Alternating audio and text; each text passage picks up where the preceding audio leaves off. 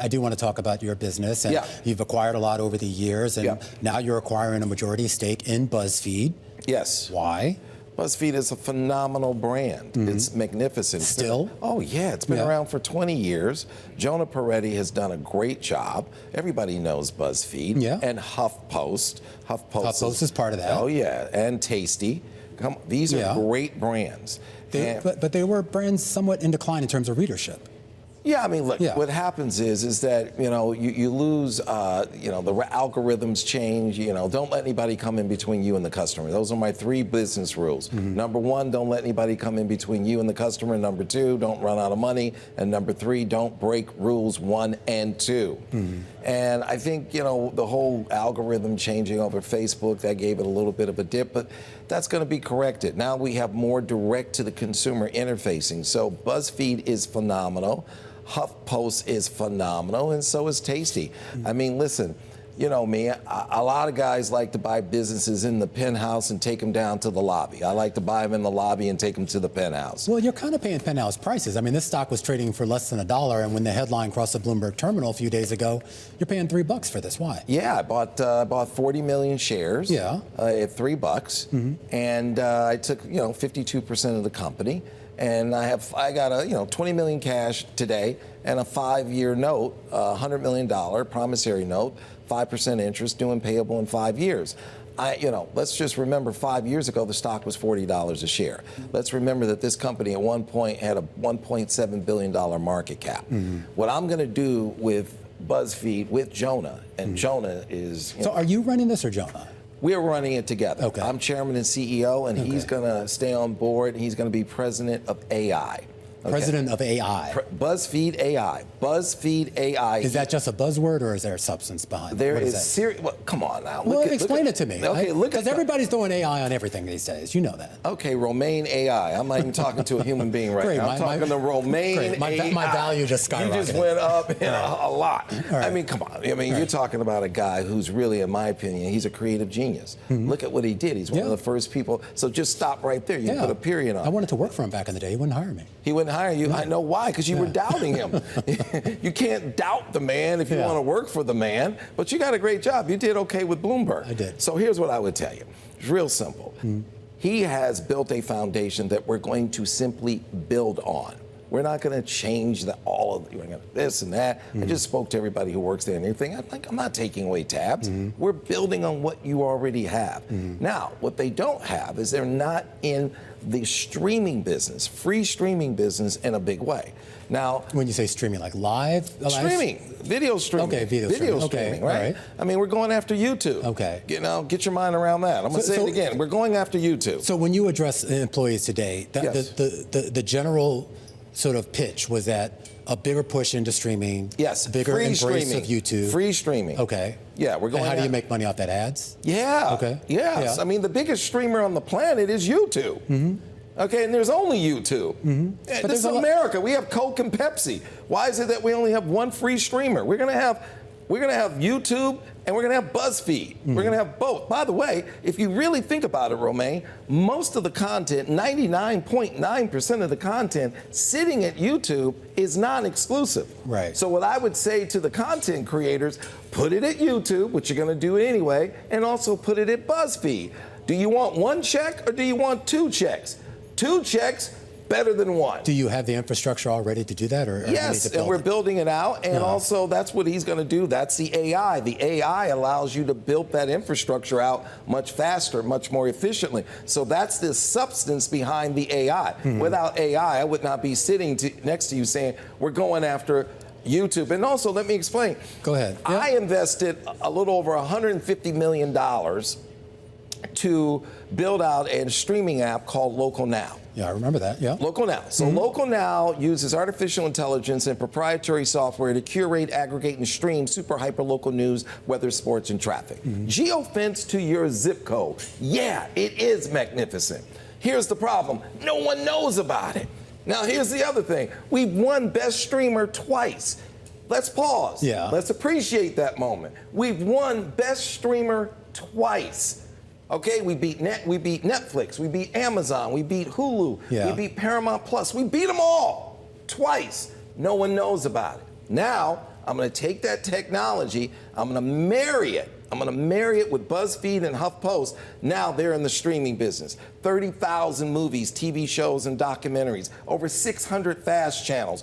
400 ABC, NBC, CBS affiliates providing their local news. Overnight, they're a major streamer. And this is the perfect intersection of free streaming, premium content, using AI. For free. See, I had dinner one night with Reed Hastings, the founder of Netflix. Right. And I said, hey, Reed, what keeps you up at night? He said, YouTube. I said, YouTube? He said, yeah, Byron, if they start presenting and, start delivering premium content for free, how do I get people to pay me XYZ per month? I said, got it. I'm going to curate and aggregate really terrific premium content and give the world what they want. How do you... Free content. What's the cost of that content? It's all, that's the great news. It's a rev share. I've already aggregated. Go to Local Now. If you go to Local Now, you can authenticate from your zip code, and I'm telling you the weather, and I'm giving you sports and traffic in your zip code, and I've aggregated billions and billions and billions of dollars of content on a rev share basis, just like YouTube. Is the content going to be primarily entertainment? Is it going to be news? Everything. Everything. So you want to be everything to everybody? I didn't say that. Okay. But I'm going to be. So you said that, but I'm going to be. Okay. And so what you, remember what, you said, does it have news? Remember I said I've already have at Local You do, Now, 400 ABC, NBC, CBS, and Fox affiliates delivering the local news, right? Yeah. So go there. We already have 30,000 movies, TV shows, and documentaries. Go to Local Now, check it out. But it's not the greatest name in the world. Local Now, blah, blah, blah. Who cares? Now I have one of the greatest names on the internet. I have Buzzfeed. Okay. I have HuffPost is great. Well, HuffPost is I'm asking there, is there almost more value in the HuffPost name and their subscriber base than BuzzFeed itself? It's not either or. We're doing it all. HuffPost is going to have streaming. BuzzFeed's going to have streaming. Tasty's going to have streaming. It's free. You know the world's favorite word, Romaine? Costly? Free. Okay. Free. You didn't pass the test. I want to talk to the AI, Romaine. Is this a big pivot for you too? I had to ask you though too. I mean, obviously the Weather Channel probably your crown jewel. At least it's the thing most people kind of know you for these days here. This sounds like a little bit of a pivot away from the cable and traditional TV model no pivot? No, because the Weather Channel is a technology platform. Okay. It's a technology platform. All right. You know why I was able to get the Weather Channel at a 1.85 multiple? No idea. Everybody on Wall Street looked at it as a cable network, and I'm like, no, it's not a cable network. But thank God you got it wrong. Yeah. Because I own it. It's a technology platform. It uses proprietary software to deliver at all the cable head ends to deliver the weather in your zip code. Okay, it's hardwired into the Pentagon as a matter of national security. Okay, it is a technology platform. That's what the Weather Channel is. So when I bought the Weather Channel, say, oh, you bought a cable network. Yeah, you can call it that, but I have a technology platform that allows me to do something no other cable platform can do. Are you interested in buying or need to buy anything else to sort of build out this vision? Well, I'm building the world's biggest media company, so I'm going to constantly be doing acquisitions. And BuzzFeed, I love the fact that it's publicly traded. Right. I love that. So is there something out there you're looking at now that you want to share with us? Yeah, I'm looking to buy everything. I'm trying to buy your shoes. I'm looking to buy everything. I can. You're going to pay more than $3 a share for that. Yeah, well, I don't know if it's worth more than $3 a share. But at the end of the day, we are highly acquisitive, and we're looking to buy assets that can work together in symphony. I mean, look at this. Okay, so I've taken over CBS late night. Yeah. Okay. When does that start? This week? It starts Friday. Yeah. It starts Friday, May 22nd. That was the night that my hero, Johnny Carson, my hero, my mentor, he stepped down. Friday, May 22nd, 1992. I'm stepping up Friday, May 22nd, 2006, 34 years later. So I'm taking that time period at 11:35 Monday through Friday. This is the time period that Colbert occupies as we speak. Yeah. And I'll be in that time period Monday through Friday with Comics Unleashed with Byron Allen, my favorite comedian. That's 2 half hours back to back, right? And then right after that, a comedy game show that I created, Funny You Should Ask. For every question, there's a funny answer. Now, I am paying CBS for that time period. Yeah. And what I said to CBS, because I've invested over $1 billion buying ABC, NBC, CBS, and Fox affiliates, right?